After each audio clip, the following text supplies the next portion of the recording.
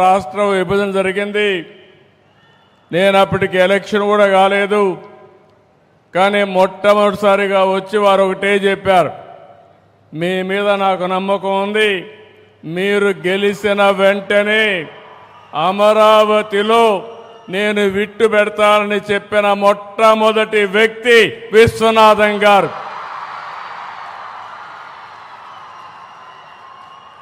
ఆ తర్వాత నేను గెలిచిన వెంటనే ఆయన రమ్మన్నాను. ఇక్కడ ల్యాండ్ కూడా మీరు ఒక్కసారి చూస్తే ప్రపంచంలో ఇలాంటి ఎక్స్పెరిమెంట్ ఎక్కడా జరగలేదు. ఒక వ్యక్తి మీద నమ్మకం పెట్టుకొని 29,000 మంది రైతులు 34,000 ఎకరాలు భూమి రాజధానికి ఇచ్చారు. మేము కూడా అభివృద్ధిలో భాగస్వాములు అవుతామని ఫార్మర్స్ ముందుకు వచ్చారు. అది ఒక టర్నింగ్ పాయింట్.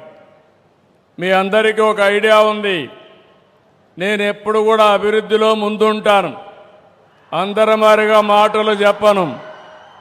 ఒక్కోసారి ట్రాక్ రికార్డు కూడా ఉంది. హైదరాబాద్లో ఎవ్వరు కూడా జూబ్లీ హిల్స్ అవతల ఏది చూడని రాళ్ళు రెప్పలు. అలాంటి రాళ్ల రెప్పల్లో భవిష్యత్తును చూసిన వ్యక్తి, భవిష్యత్తును చూసిన పార్టీ తెలుగుదేశం పార్టీ.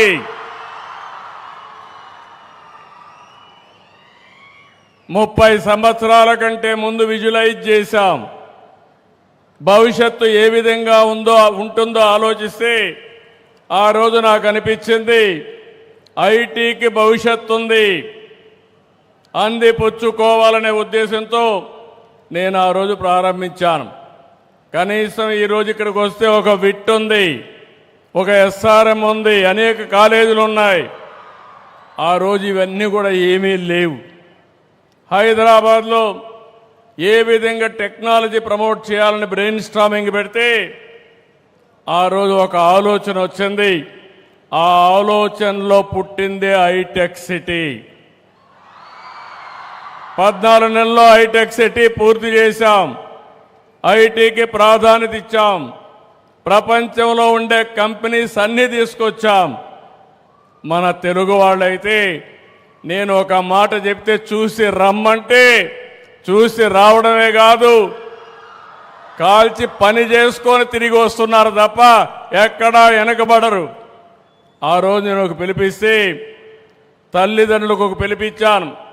భవిష్యత్తు ఐటీది, మీ పిల్లల్ని బాగా చదివించండి,